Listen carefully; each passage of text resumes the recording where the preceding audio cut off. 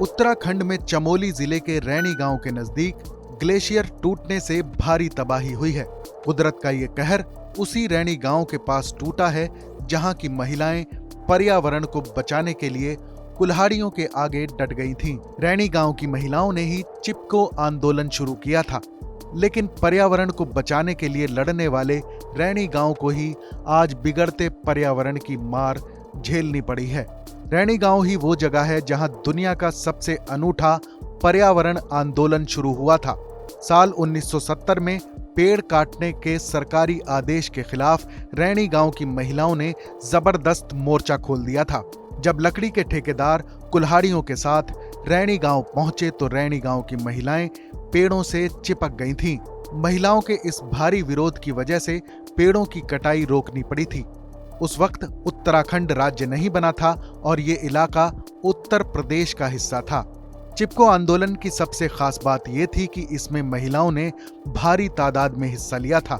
एक दशक में यह आंदोलन उत्तराखंड के पूरे इलाके में फैल गया था। चिपको आंदोलन जंगलों की बेतरतीब कटाई रोकने और जंगलों पर आश्रित लोगों के अधिकारों की रक्षा का आंदोलन था।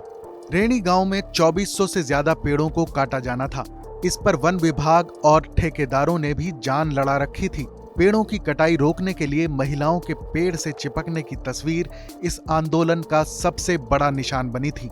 पूरी दुनिया की नजरें रैणी गांव के इस अनूठे आंदोलन की तरफ थीं। इस आंदोलन का नेतृत्व देश के मशहूर पर्यावरणविद सुंदर लाल बहुगुणा, कामरेड गोविंद सिंह रावत, चंडी प्रसाद भट्ट और श्रीमती गौरा देवी ने किया था। गौरा देवी रैणी गांव की ही रहने वाली थीं। वो एक अनपढ़ और बुजुर्ग महिला थीं। उनके नेतृत्व में 27 महिलाओं ने अपनी जान की बाजी लगाकर पेड़ों की इस कटाई को नाकाम कर दिया था।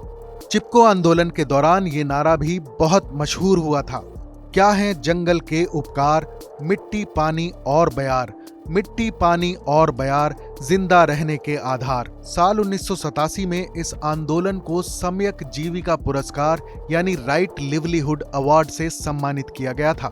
लेकिन आज वही रैणी गांव हिमालय के पर्यावरण को हुए नुकसान की कीमत चुका रहा है। ग्लेशियर टूटने के बाद आई इस आपदा में न तो रैणी गांव के आसपास के रास्ते सलामत रहे और न ही पुल बचे। यहाँ तक कि रैणी गांव में धौली गंगा और ऋषि गंगा के संगम पर बने 13 मेगावाट की जल विद्युत परियोजना को भी भारी नुकसान पहुंचा है। रैणी गांव भारत की चीन से लगती सीमा के नजदीक है। जोशीमठ से मलारी तक जाने वाले हाईवे को बड़ा नुकसान पहुंचा है। इस हाईवे पर बना मोटर पुल भी बह गया है, जिसकी वजह से इस इलाके का संपर्क बाकी देश से कट गया है। टीवी 9 भारतवर्ष डिजिटल के लिए फरीद अली की खास रिपोर्ट।